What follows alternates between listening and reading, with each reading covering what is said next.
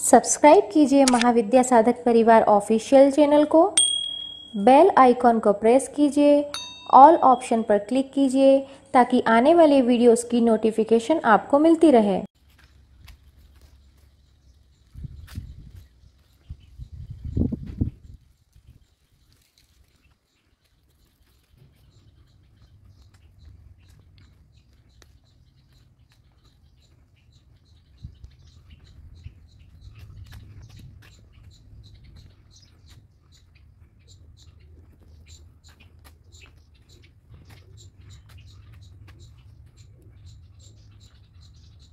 बहुत दिन हो गए थे और मुझे ऐसा लग रहा था कि आप लोग मुझे याद कर रहे हैं।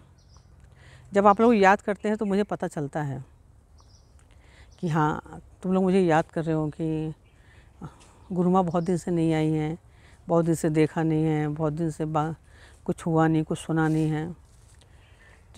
तो खबर मुझे लगती है। जब तुम कहीं भी हो, किसी भी कोने में बैठे हो, जब तुम मुझे याद करोगे तो मुझे पता लगता है, मुझे खबर लगती है, क्योंकि अंतः इंद्रिय तो मेरी भी जागृत हैं, मेरे सारे सेंसेस जागृत हैं। अगर तुम अपने घर में बैठ के मुझे याद करते हो तो मुझे पता चलता है। और इस बार तुम लोग कुछ ज़्यादा ही याद कर रहे थे।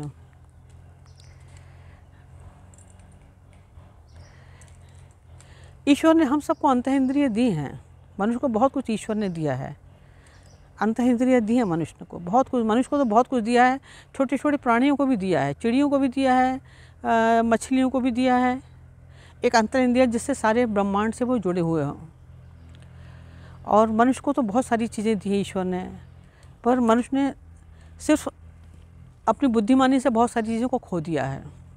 आकाशवाणी तो आज भी हो रही है, आकाशवाणी तो आज भी सुनाई देती है, पर हर किसी को सुनाई नहीं देती, क्योंकि लोग अपने आप में इतने व्यस्त हैं, अपनी बुद्धिमानी में इतने व्यस्त हैं, अपने ताम झाम में इतने व्यस्त हैं कि उन्हें कुछ सुनाई नहीं पड़ता, ना उन्हें कुछ दिखाई पड़ता है। और अपनी बुद्धिमानी से मनुष्य ने बहुत कुछ खो दिया है। जो कि उसके पास था वो खो दिया है, और जो नहीं चाहिए था वो प्राप्त कर लिया है। अब्राहम लिंकन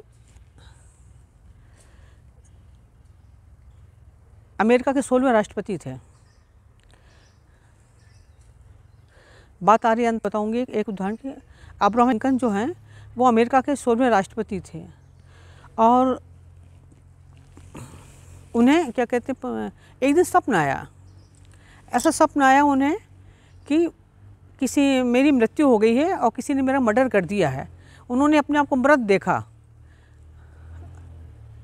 राष्ट्रपति भवन में, और उन्होंने देखा कि मेरी लाश पड़ी हुई है, और कमरा नंबर भी देखा। उन्होंने ये भी देखा कि उनकी पत्नी उनके सिरहाने खड़ी हैं और कौन कौन से सारे लोग उनके साथ खड़े हुए हैं। ये सब उन्होंने सपने में देखा। और वो उठे, उन्होंने अपनी पत्नी को बताया कि मैंने ऐसा ऐसा सपना देखा है, मैंने देखा है कि क्या कहते हैं, ये फला फला कमरे में मेरी हत्या कर दी गई है, और तुम मेरे सिरहाने खड़ी हो, ये लोग मेरे पास खड़े हैं। और उन्होंने अपनी पत्नी को कमरा नंबर भी बताया कि इस कमरे में मेरी हत्या हो गई है, ये मैंने सपने में देखा। और उठे, उन्होंने अपना सपना सुनाया, सब लोग हंसे, बातचीत हुई और सब सो गए। पर ठीक 3 दिन के बाद लिंकन की हत्या हो गई उसी कमरे में, क्योंकि उन्होंने अपनी पत्नी को सब कुछ बताया था कि इस कमरे में मैंने देखा ऐसा सपना कि इस कमरे में मेरी हत्या हो गई है, और तुम मेरे पास खड़ी हो, सिरहाने खड़ी हो, और ये सब लोग मुझे घेर के खड़े हुए हैं। ये सब उन्होंने बताया। फिर जब 3 दिन बाद उनकी हत्या हो गई तो उनकी पत्नी ने बताया कि हाँ, ये तो लिंकन को 3 दिन पहले ही उन्होंने अपना सपना बता दिया था। तो अंतः इंद्रिय जो सबके पास हैं, जो हमें अपने ब्रह्मांड में होने वाले शुभ और अशुभ का समाचार देती हैं कि कल क्या होने वाला है। बहुत सारी घटनाएं हमें पता चल जाती हैं, पर हम ध्यान नहीं देते, हम मजाक में टाल देते हैं। पक्षी होते हैं, बहुत सारे पक्षी हैं, जब बर्फ़ पड़ने वाली होती है तो ठीक 1 महीने पहले वो अपना स्थान छोड़ देते हैं कि यहाँ बर्फ़ पड़ने वाली है, अब यहाँ को दाना पानी मिलने वाला नहीं, चलो ऐसी जगह चलते हैं कि जहाँ पर हमें फिर से दाना पानी मिले। और हज़ारों मील की यात्रा करके पक्षी भी अपना स्थान छोड़ देते हैं, क्योंकि उनके पास भी अंतः इंद्रियाँ हैं। और हज़ारों मील की यात्रा करके वो ऐसे सुरक्षित स्थान पर आ जाते हैं। और ठीक 1 महीने पहले कि अब यहाँ ठंड पड़ने वाली है या बर्फ़ जमने वाली है, और वो ठीक वैसे स्थान पर आ जाते हैं जहाँ की उनका सारी सुख सुविधाएं मिले। जापान में एक चिड़िया होती है जिसे भूकंप आने के 24 घंटे पहले पता चल जाता है, क्योंकि उसकी अंतःइंद्रिय इतनी जागृत हैं। मैंने कहा ना कि ईश्वर ने सबको अंतःइंद्रिय दी हैं, लोगों ने और मनुष्य को तो कुछ ज़्यादा ही दिया है। वो 24 घंटे पहले शहर को छोड़ देती है, उस गांव को छोड़ देती है जिस गांव में भूकंप आने वाला होता है। और गांव के लोग समझ जाते हैं कि अब इस चिड़िया ने गांव छोड़ दिया है, और वो सतर्क हो जाते हैं। आज तक ऐसा कोई भी यंत्र नहीं बना वैज्ञानिकों ने कि जो 24 घंटे पहले पता कर ले कि भूकंप आने वाला है। वो चिड़िया पता कर लेती है और 24 घंटे पहले वही स्थान छोड़ देती है, और लोग वहाँ से दूसरी जगह चले जाते हैं। तो ईश्वर ने ऐसी अंतःइंद्रिय हम लोग को सबको दी हैं कि जो हमें आने वाली शुभ और अशुभ घटनाओं का हमें पता चल सके। और अब तो वैज्ञानिकों ने भी इस बात को सिद्ध कर दिया है। रॉन हावर्ड करके हैं जिन्होंने एक क्या कहते हैं एक खोज की है कि आपने अब तक जो भी जीवन जिया है, जिस भी रूप में जीवन जिया है, कि किसी भी ग्रह पर आपने जीवन जिया है, इतने क्योंकि हमारा जीवन है, जीवन तो अनंत है, और आपने अनंत जीवन जिया होगा किसी ग्रह पे, कभी पक्षी के रूप में, कभी पशु के रूप में, कभी पेड़ों के रूप में, कभी देवों के रूप में, जिस भी रूप में आपने जीवन जिया है, वह सारी की सारी मेमोरी आपके अंदर इनग्रेंट रहती है। ये तो मैंने पहले भी बताया था। हमारे यहाँ बुद्ध भगवान ने तो बहुत पहले कह दिया था, अलय विज्ञान करके मैंने एक वीडियो बनाया था जिसमें ये बात कही थी। पर ये हमारे आध्यात्मिक रूप से और महावीर ने भी इस बात को कहा, जाति विज्ञान। उन्होंने बुद्ध ने इसे अलय विज्ञान नाम दिया है और महावीर ने इसे जाति विज्ञान नाम दिया है, पर रॉन हावर्ड ने इसे टाइम ट्रैक नाम दिया है। उन्होंने कहा कि आपने अभी तक जो भी जीवन जिया है किसी भी लोक पर, किसी भी ग्रह पर, वो सारी की सारी मेमोरी आपके अंदर रहती है और उसे खोला जा सकता है। और उन्होंने ये कि ये सारी चीज़ें मनुष्य के अंदर मनुष्य जो शरीर है बहुत रहस्यमय शरीर है, और संपूर्ण ब्रह्मांड हमारे अंदर है, और ये संपूर्ण ब्रह्मांड रहस्यों से भरा हुआ है। और आपके अंदर भी इतने रहस्य भरे हुए हैं, इस ब्रह्मांड में इतने रहस्य भरे हुए हैं कि आप में और ब्रह्मांड में कोई अंतर ही नहीं है।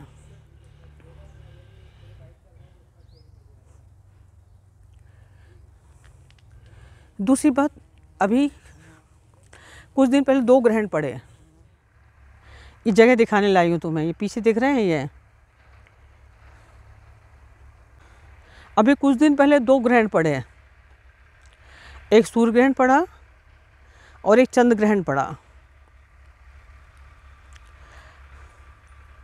लोगों ने इसके महत्व को समझा, कुछ शिष्यों ने इसके महत्व को समझा। जिनकी अंतःइंद्रिय जागृत होती है वो ग्रहण के महत्व को समझते हैं, क्योंकि हम लोग तंत्र क्षेत्र के लोग हैं, हम लोग आध्यात्मिक लोग हैं। राहुल कुलकर्णी को इस बात का भान है कि ग्रहण काल में दीक्षा के बहुत अच्छे परिणाम आते हैं, ग्रहण काल में साधनाओं के बहुत अच्छे परिणाम आते हैं।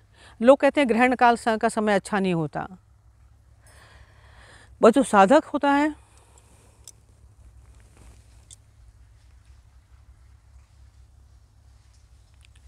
वो विष का उपयोग भी ऐसा करता है कि वो अमृत बन जाता है। नहीं तो लोग अमृत का उपयोग भी ऐसे करते हैं कि वो विष बन जाता है। तो ग्रहण काल के समय क्या होता है कि हमारा चित्त बहुत ज़्यादा, चित्त के अंदर एक सन्नाटा होता है। अगर चंद्र ग्रहण है तो चंद्र ग्रहण में आपने देखा होगा कि उस समय सब चारों तरफ बिल्कुल सन्नाटा होगा, बिल्कुल शांत हो जाएंगे ग्रहण के समय। बंदर भी शांत हो जाएंगे, बंदर भी शांत, और पशु पक्षी भी शांत हो जाते, कोई चिड़िया नहीं चहकती हैं, एक चारों तरफ सन्नाटा होता है। उस समय हमारे चित्त में भी एक सन्नाटा होता है, हमारा चित्त भी बहुत संवेदनशील होता है, क्योंकि आपका शरीर भी संवेदनशील है पर आपको मालूम नहीं है। मैंने कहा हम अपने ताम झाम में इतने उलझे हुए कि हमें किसी चीज़ का भान नहीं होता, पर आपके चित्त को उस पर सब चीज़ का भान होता है। भले आपके मन को भान ना हो, पर आपके अंदर चित्त है, वो आपके मन और आपकी आत्मा के बीच में एक स्थान होता है, वहाँ चित्त होता है। उस चित्त को सब चीज़ का भान होता है और ग्रहण काल में चित्त पे एक सन्नाटा आ जाता है। उस सन्नाटे में इतनी ज़्यादा संवेदनशीलता आती है कि मैं जो भी दीक्षा दूंगी वो पूर्णतः कार्य करेगी, वो पूर्णतः उसको बोध हो जाएगा, वो पूर्णतः उसको ग्रैप्स कर लेगी, पूर्णतः वो पावर को अपने अंदर ले लेगा, वो चित्त में समाहित हो जाएगी वो पावर। इसलिए ग्रहण काल में दीक्षा का महत्व है, ग्रहण काल में साधनाओं का महत्व है। और जब भी ग्रहण आता है, राहुल कुलकर्णी हमेशा कहता है माता जी मैं कुछ लोगों को लेके आ रहा हूँ, आप इसमें करवा दीजिए, क्योंकि ये बोध है और शिष्यों में इतना बोध होना चाहिए, शिष्य इतने जागृत होने चाहिए कि हर मोमेंट का सही उपयोग ले लें गुरु से। हम तो आपको सही उपयोग करने के लिए अब कि आप हमारा सही उपयोग करें, पर आप लोगों को उपयोग करना भी नहीं आता। आपने आज तक 10% भी उपयोग नहीं किया। पर मैं आज 20 साल से देख रही हूँ कि हर ग्रहण पे राहुल कुलकर्णी ने बोला कि नहीं अब ग्रहण काल है, गुरुजी को मुझे कि इसमें आप ऐसी प्रयोग ये वाली साधना करा दीजिए, प्रयोग करा दिए। जब शिष्य उत्साहित होता है तो गुरु भी उत्साहित होता है, और जब शिष्य सुस्त हो जाता है तो हम लोग सोचते हैं कि क्योंकि दोनों हाथ से ताली बजती है। आप लोगों के अंदर उत्साह उमंग देखती हूँ कुछ करने, तो मेरी भी कुछ करने की इच्छा होती कि तुम्हारे साथ कुछ किया जाए। जब आपके अंदर लगते हैं कि आपको किसी चीज़ में इंटरेस्ट ही नहीं है, आप किसी चीज़ में रस ही नहीं ले रहे हैं, अमृत में भी रस नहीं ले रहे हैं, तो मैं क्या कर सकती हूँ। कृष्ण ने एक बहुत अच्छी बात कही है गीता में, और उनकी बात मुझे बहुत अच्छी लगी। कृष्ण ने कहा कि सत्य को जानने के लिए, सत्य को समझने के लिए बस थोड़ी सी मेहनत करनी है, बहुत ज़्यादा मेहनत नहीं करनी है आपको, बस थोड़ी सी मेहनत। इतनी मेहनत, मान लो आपकी आंख में एक कंकर चला गया, आपकी आंख में एक रेत चली गई है,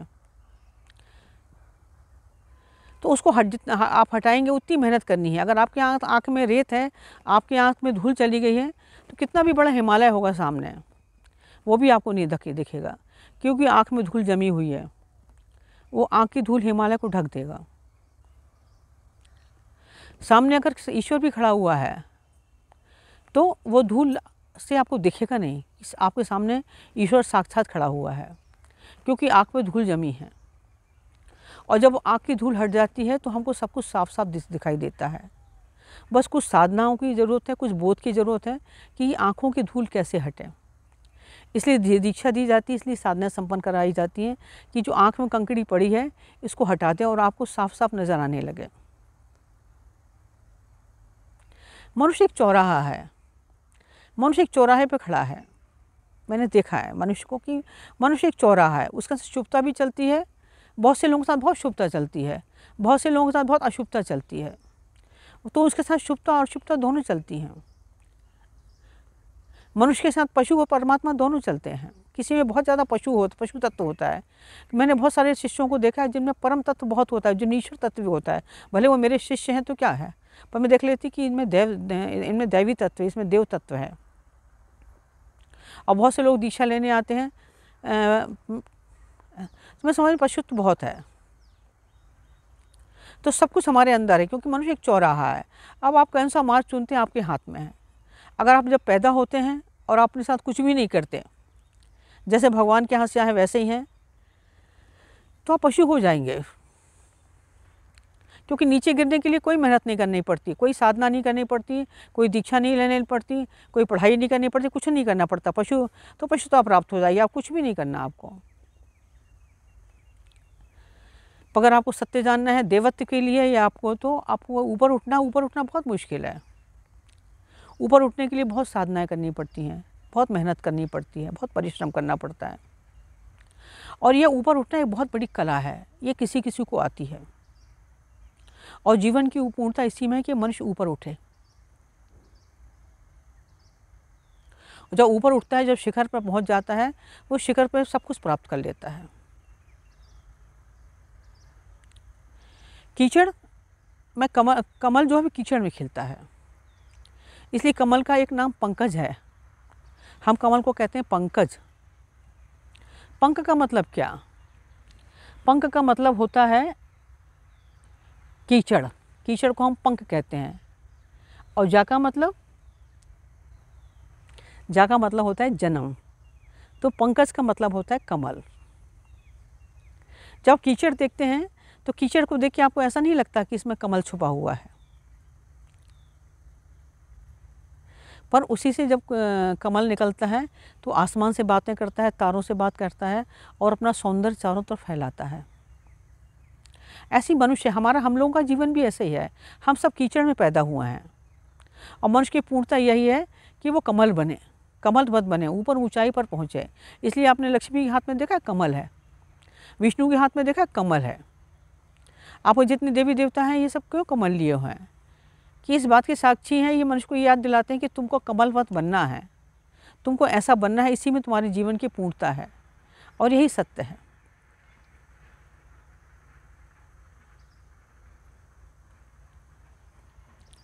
सूर्य ग्रहण पर भी मैंने देखा कि सूर्य ग्रहण पर मैंने कुछ लोगों को दीक्षा दी, क्योंकि सूर्य और पृथ्वी का बड़ा निकट का संबंध है। पृथ्वी सूर्य के चक्कर लगा रही है, पृथ्वी अपनी धुरी पर घूमती है और अपनी धुरी पर घूमता है, जो घूमता है वो किसी न किसी के चक्कर लगाता है और पृथ्वी सूर्य के चक्कर लगा रही है, पर सूर्य भी अपनी धुरी पर घूम रहा है, सूर्य भी किसी के चक्कर लगा रहा है। आपको मालूम है 4 करोड़ सूरज हैं इस पृथ्वी पर। ये मैं नहीं कह रही, वैज्ञानिक कह रहे हैं। 4 करोड़ या 4 अरब सूर्य हैं।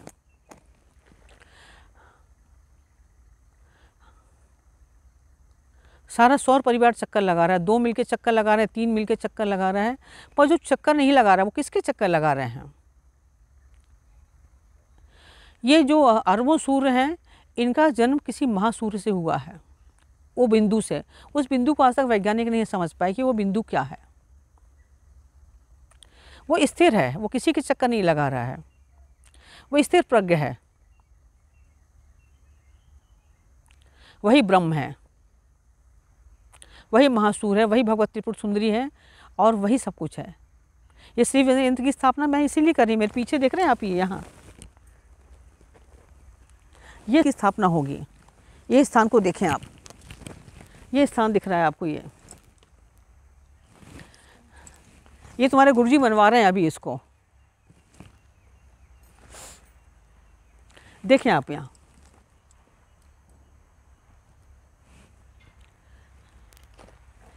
एक अलौकिक श्रीयंत्र की स्थापना हो रही है तुम लोगों के लिए। भगवती त्रिपुर सुंदरी का तांत्रिक विग्रह श्रीयंत्र, और वो भी पारे का 121 किलो का। इतना आसान नहीं है, बिना कृष्णत्व के कोई नहीं बना सकता। और मैंने उसमें 101 संस्कार किए हैं उस श्रीयंत्र में, और तुम्हारे पिताजी और मैं दोनों मिलकर उसकी प्राण प्रतिष्ठा करेंगे। इसलिए आने वाला साल तुम्हारा बहुत अच्छा है, बहुत धन आएगा तुम्हारे पास, क्योंकि मैं तुम लोगों से बहुत प्यार करती हूँ और लगता है क्या करें तुम लोगों के लिए। जो आनंदित है, जो अपने आप में प्रसन्न है, वो प्रेम बांटता है। तुम प्यार करते हो कि नहीं करते, मुझे इससे कोई मतलब नहीं कि तुम मुझसे प्यार करते हो या तुम मुझसे प्यार नहीं करते, पर मैं तुम लोगों से बहुत प्यार करती हूँ और इसलिए तुम लोगों के लिए मैंने श्रीयंत्र बनाया है कि आने वाली पीढ़ियाँ, आने वाले शिष्य, उनके बच्चे, वो सब इसका लाभ ले सकें। ये श्रीयंत्र है, ये संपूर्ण ब्रह्मांड को कंट्रोल करेगा। एक दिन निखिल धाम संपूर्ण ब्रह्मांड को कंट्रोल करेगा। जैसे भगवती हैं वो पर ब्रह्म है, लाखों करोड़ों सूर्य उनके चक्कर लगा रहे हैं, पर वो स्थिर बैठी, वो किसी के चक्कर नहीं लगाती। वही भुवनेश्वरी हैं, वही त्रिपुर सुंदरी हैं, वो साक्षात पर ब्रह्म है। और वहीं से संपूर्ण ब्रह्मांड का उदय होता है, संपूर्ण ब्रह्मांड फैलता है और संपूर्ण ब्रह्मांड सिकुड़ता है। प्रलय आता है, पृथ्वियाँ बनती हैं। एक पृथ्वी नहीं है तुम्हारी, 50,000 पृथ्वी, 50,000 ग्रह पे जीवन है। और पंचेंद्रिय जीवन है, किसी पे 20 इंद्रिय जीवन है, कहीं 25 इंद्रिय जीवन है, अनंत जीवन है।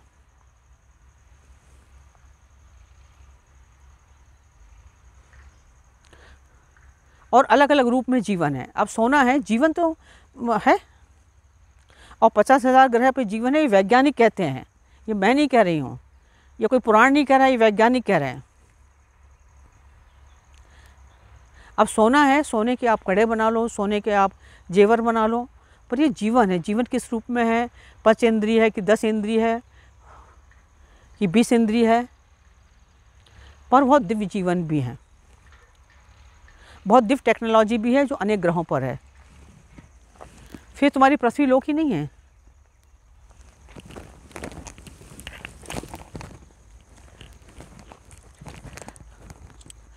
और जो किसी के चक्कर नहीं लगा रही वो भगवती हैं। और वही श्री विद्या की स्थापना तुम्हारे निखिल धाम में हो रही है, क्योंकि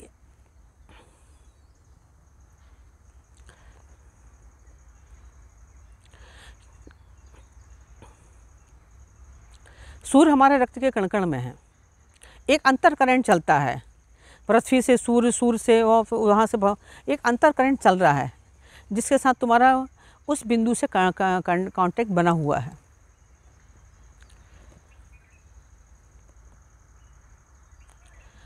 सूरज में एक लय है, सूरज में एक रिदम है, एक लयबद्धता है सूरज में। हर 11 वर्ष में सूरज में तूफान आते हैं, रेडियो एक्टिविटी बहुत तेज़ तूफान आते हैं हर 11वें वर्ष में।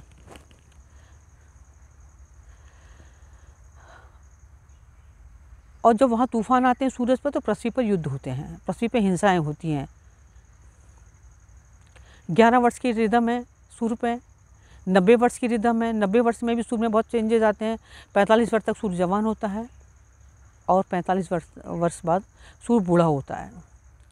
जब सूर्य जवान होता है उस समय जो बच्चे होते हैं वो बहुत सुंदर बच्चे होते हैं, बहुत स्वस्थ बच्चे होते हैं, अलौकिक बच्चे होते हैं। और जब सूर्य अपने ढलान की स्थिति में होता है अंतिम 45 वर्ष में, उसमें सारी बीमार बच्चे होते हैं, कमज़ोर बच्चे होते हैं। और जब 90 वर्ष की रिदम पूरी होती है सूर्य पर, उस समय पृथ्वी पर बहुत तूफान आते हैं।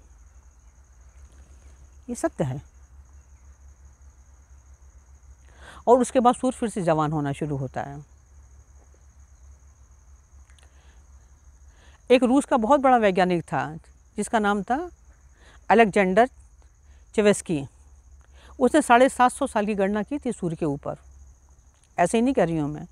और उसने गणना करके और उसने बताया कि जब सूर्य पे रेडियो एक्टिविटी बहुत बढ़ती है और जब सूर्य पे तूफान आते हैं तो उस समय पृथ्वी पर युद्ध होते हैं। पर कम्युनिस्टों को ये बात कहाँ अच्छी लगती। कम्युनिस्ट जब भगवान को नहीं मानते तो ग्रहों को क्या मानेंगे। हम तो सूर्य को भी देवता कहते हैं, चंद्रमा को भी देवता कहते हैं, उन्हें भी अर्घ देते हैं, उनकी भी पूजा करते हैं और करना चाहिए। तो स्टालिन को ये बात अच्छी नहीं लगी। उसने कहा नहीं, जो हम पृथ्वी पर जो हिंसाएं होती हैं और जो युद्ध होते हैं उसका कारण आर्थिक है, उसका कारण ज्योतिष नहीं है। उसने कहा नहीं, इसका कारण सूर्य है। और उन्होंने 700 साल की गणना बताई। पर स्टालिन को भाई अब हिटलर टाइप लोग हैं, उन्होंने लेकर उठा कर उसको जेल में बंद कर दिया। साइबेरिया जब मरने के कुछ साल पहले ही जब स्टालिन मर गया तो उसको जेल से निकाला। पर उसने सत्य कहा। तो मैंने कहा सूर्य का, पृथ्वी का, सबका ये हम सब जुड़े हुए हैं, क्योंकि ये जीवन आइसोलेटेड नहीं है, हम सब एक दूसरे से जुड़े हुए हैं। समुद्र की लहरों को कोई समुद्र से अलग नहीं कर सकता, चाहे छोटे जीव जंतु हों, चाहे कुछ भी कोई भी हो। ये संपूर्ण ब्रह्मांड आपस में जुड़ा हुआ है। ये पृथ्वी, ये सूर्य, ये चंद्रमा, ये सारे ग्रह तारे और वो ब्रह्म तक। ऐसा नहीं कि ब्रह्म भी हमसे अलग है, वो भगवती तुम, हम सब एक दूसरे से जुड़े हुए हैं। यही ब्रह्मांडी रहस्य है। पर मैंने कहा आँख से किरकिरी हटाने की ज़रूरत है। मनुष्य जिस दिन समझ जाए, लोग चरित्र की बात करते हैं। मैंने लोगों के मुझे से देखा कि लोग चरित्र की बात करते हैं, हर तरह की बातें करते हैं कि ऐसा कि हर ऐसा चरित्र होना चाहिए। जैन अपने चरित्र की बात करते हैं, बौद्ध अपने चरित्र की बात करते हैं, ईसाई अपनी बात करते हैं। पर चरित्र का ना तो उनमें कोई बोध होता है ना बुद्धि होती है। जैसा उनके पूर्वजों ने सिखा दिया, जैसा उनके गुरु ने सिखा दिया, वही उनका चरित्र बन जाता है। अंधा अंधा ठेलियाँ, अंधे अंधे को राह दिखा रहा है। खुद तो दिखता नहीं है, खुद को कुछ पता नहीं है, और दूसरों को राह दिखा रहे हैं। अंधा अंधा ठेलिया दोनों को पड़ंत, अंधा अंधे को ठेल रहा है, यही चरित्र है। पर शील जो होता है वो सबका अलग एक जैसा होता है, चाहे वो कृष्ण हो, चाहे महावीर हो, चाहे बुद्ध हो, चाहे निकृष्णानंद हो, वो शील है। शील सबका एक जैसा होता है, भले उनके आचरण अलग अलग हों। शील का मतलब होता है कि आपका रहन सहन, आपकी सोच, आपकी बुद्धि, आपका बोध, आपकी प्रज्ञा, उससे शील का निर्माण होता है।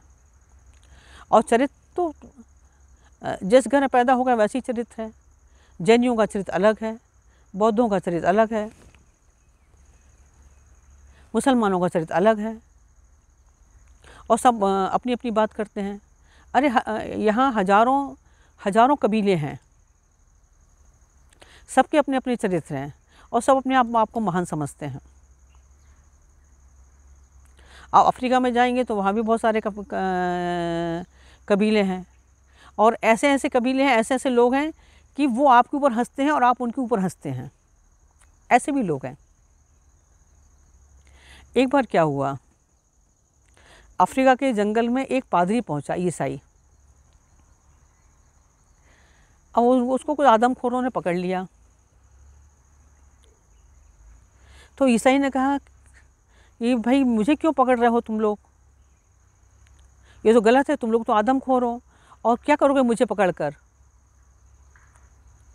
और मुझे खाकर तुम लोग क्या करोगे, ये पाप कर रहे हो, ये ठीक नहीं है, तुम लोग जो भी कर रहे हो ये सब अच्छा नहीं है, ये अमानवीय कार्य है, मनुष्य ऐसा नहीं करते हैं। तो आदमखोर बोले कि भाई हमको तो जब घर में भोजन नहीं होता, जब कुछ नहीं मिलता, तो हम तुम जैसे पादरियों को पकड़ते हैं, ईसाइयों को पकड़ते हैं, और जो मिलता है उसको खाते हैं। हम लोग खाते हैं इसलिए क्योंकि भोजन नहीं मिलता। पर एक बार बताओ, दूसरे महाविश्व युद्ध में तुम लोगों ने लाखों करोड़ों लोगों को मार दिया, तो तुम लोग करते क्या हो मार के? कम से कम हम लोग तो मार के खाते हैं, तुम लोग तो मार के खाते भी नहीं हो। आखिर इतने लोगों को मार के तुम करते क्या हो? तुम इतने लोगों को मारते हो, ये खबर हमारे पास तक आती है, पर आखिर करते क्या हो इतने लोगों को मारकर? उसने कहा नहीं, तुम ये गलत कर रहे हो, ये धर्म, तुम्हें धर्म का स्वाद नहीं है, और तुम्हें धर्म का पता नहीं है।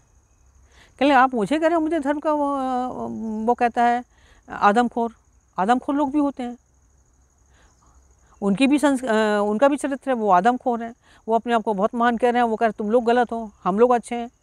तो वो कह रहा है कि नहीं, आप बहादुर का कि आपको धर्म का स्वाद नहीं मालूम। बोले हमको धर्म का स्वाद मालूम है, आप लोग जो इतने सारे ज़्यादा लोगों को मारते हो, क्या आपको धर्म का स्वाद नहीं मालूम है?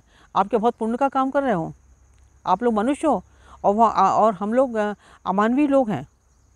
अरे हमने भी बहुत सारे पादरियों को खाया है, साधु संतों को खाया है, हमको धर्म का स्वाद पता है कि धर्म का क्या स्वाद होता है, और हम कितने साधु संतों को, पादरियों को खा के पचा भी चुके हैं। ये उनका चरित्र है।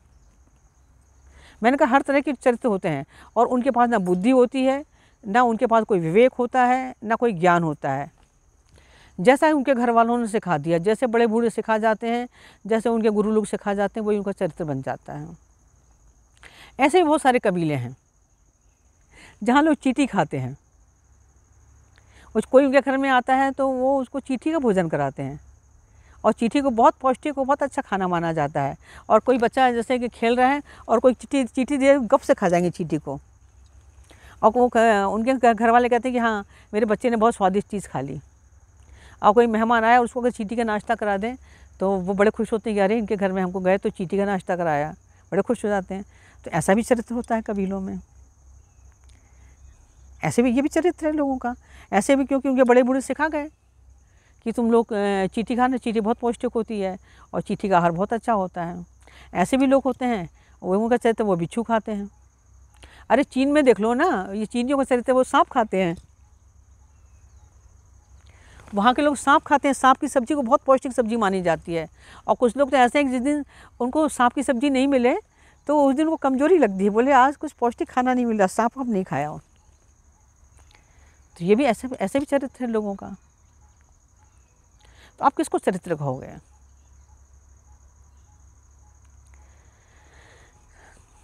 तो ये जैसे बड़े बूढ़े सिखा जाते हैं वैसा लोग करने लगते हैं, और जैसा उनके गुरु सिखा देते हैं। मैंने कहा अंधा अंधा ठेलियाँ, पर ये विवेक नहीं है। जब आदमी विवेक से, अपने ज्ञान से, अपनी बुद्धि से, अपने बोध से जो करता है वो सही करता है। वो फिर अपने घर की, परिवार की, अपने रीति कुल की बात नहीं मानता। क्योंकि ये जो सब मैंने आपको बताया, ये सब अपना कहते हैं ये हमारा चरित्र है, हम लोग ऐसे ही करते हैं। आदमखोर लोग ऐसे ही करते हैं, वो मनुष्यों को खाते हैं, वो दूसरों को गलत ठहराते हैं। वो हम लोग पे हंसते हैं कि अरे साग भाजी खाते हैं और लोगों को मारते हैं, युद्ध करते हैं, और हमारे पास तक खबर आती है। तो वो सोचते हैं कि हमारा शरीर ज़्यादा अच्छा है। बौद्ध सोचते हैं हम ज़्यादा अच्छे हैं, ईसाई सोचते हैं हम ज़्यादा अच्छे हैं, मुसलमान सोचते हैं हम ज़्यादा अच्छे हैं। पर शिखर पर पहुंचना, कमल बनना एक अलग बात है, बिल्कुल अलग बात है। और नया साल आने वाला है, ये साल तुम लोगों का बहुत अच्छा जाएगा। मैं तो आ गई थी तुमसे बात करने, प्रीति भी कह रही थी माँ बहुत दिन से आई नहीं, क्योंकि मुझे तो बहुत सारे रोल, मैंने कहा ना मुझे बहुत सारे रोल अदा करने पड़ते हैं। एक माँ का रोल भी करना पड़ता है तुम्हारे साथ, एक गुरु का रोल भी अदा करना पड़ता है, फिर शिष्या तुम्हें हुई निकले छोड़न की। तो ये तीनों शक्तियाँ मेरे साथ, मुझे बहुत सारे रोल करने पड़ते हैं और सबकी सुननी पड़ती है। जो मेरे गुरु कहते हैं उनकी भी सुननी पड़ती है, जो शिष्य कहते हैं उनकी भी सुननी पड़ती है, और जो बच्चे कहते हैं उनकी भी सुननी पड़ती है। जब आप लोग याद करते हैं तो मैं आपके पास आ जाती हूँ।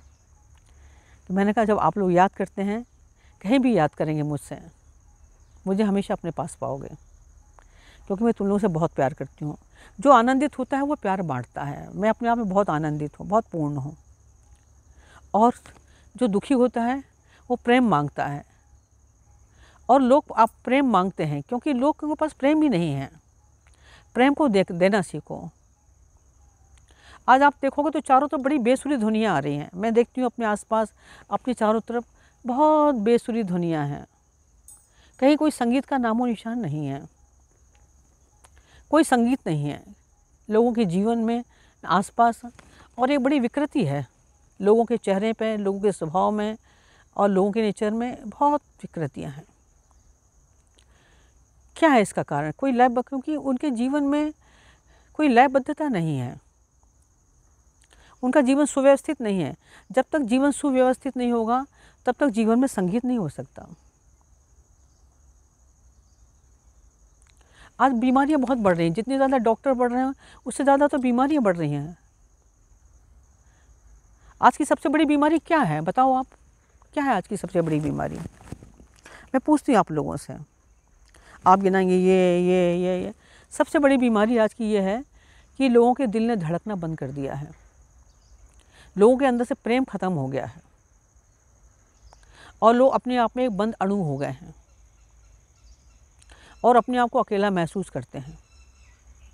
और सारे रोगों की जड़ यही है कि लोगों के अंदर एक प्रेम खत्म हो गया है, लोगों की आंखों में प्रेम खत्म हो गया है। और यहीं से सारे रोग जन्म लेते हैं, क्योंकि प्रेम होता है जीवन। जिसका जीवन के साथ संबंध, लोग जी तो रहे हैं पर ऐसे जी रहे जैसे मुर्दे के समान, क्योंकि प्रेम जीवन है। अगर आप प्रेम को नहीं समझ पा सके, जीवन, तो कृष्णत्व को क्या समझेंगे? प्रेम तो बहना चाहिए, जैसे कृष्ण के अंदर से प्रेम बहता है, मेरे अंदर से प्रेम बहता है।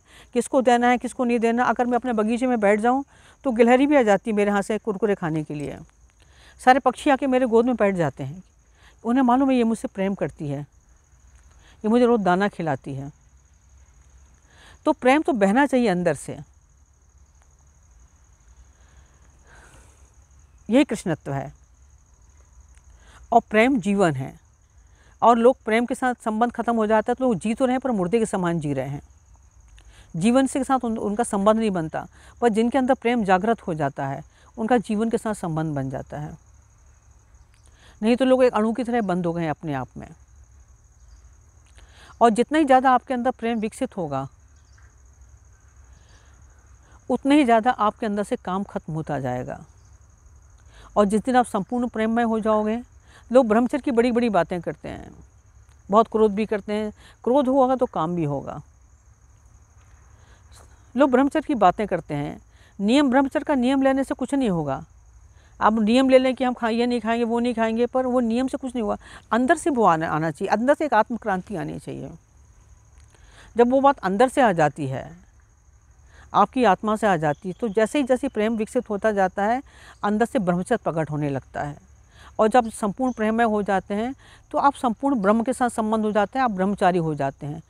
और ब्रह्म के साथ संबंध तभी बनता है क्योंकि ये जब आप प्रेममय होते हैं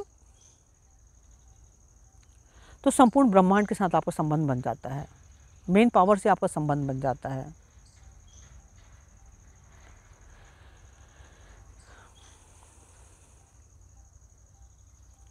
और ब्रह्मचर्य का मतलब यही, अंदर से ब्रह्मचर्य फलित हो जाता है, फिर ब्रह्म के साथ संबंध बन जाता है, फिर काम खत्म हो जाता है। प्रेम आसक्ति नहीं है, प्रेम मुक्ति का मार्ग है। परम मुक्ति का मार्ग प्रेम है, उसे प्रेम है। और मेरा आशीर्वाद है, प्रेममय बनो, आनंदमय बनो। नया साल आने वाला है, आ जाना मेरे पास। पहले पिछले वीडियो पे तो आप लोगों ने बहुत अच्छे कमेंट्स किए थे, मुझे बहुत अच्छा लगा, तभी आई। और कितना गया सब? 14,000 आप लोगों ने देखा उसको, आपके कमेंट्स भी अच्छे थे। जब आप देखते हैं तो ऐसा लगता है कि हमारे और तुम्हारे बीच संवाद हो रहा है। ऐसा नहीं लगता कि मैं कोई प्रवचन देने आई हूँ, आपने बोलने आई हूँ। मैं संवाद करने आती हूँ, और संवाद दो लोगों के बीच में होता है। जब मैं बोलती हूँ, अब तुम बोल तो नहीं पाते, तो तुमको लिखना चाहिए, तो हमारे तुम्हारे बीच में एक संवाद होगा। मैं सिर्फ तुम्हारे साथ संवाद करने आती हूँ और तुम्हें बुलाने भी आई हूँ। ये नया साल है, ये साल बहुत अच्छा है, आ जाना नए साल पर। दौड़े चले आना, भागे चले आना, और कोई बहाना सुनने को मैं तैयार नहीं हूँ। और जब नए साल पर आएंगे तो आपको यहाँ श्रीयंत्र स्थापित मिलेगा, आप श्रीयंत्र के दर्शन भी करेंगे। उस वजह से ये श्रीयंत्र बहुत रहस्यमय श्रीयंत्र है। ये इसके बारे में अभी ज़्यादा नहीं बोलूँगी तुम लोगों को, मैं कुछ भी नहीं बोलूँगी। और नए साल पर आओगे तो एक बहुत दिव्य मंत्र भी दूंगी तुम लोगों को, और बहुत दिव्य दीक्षा भी दूंगी तुम लोगों को। आ जाना, तो बहुत बहुत आशीर्वाद है।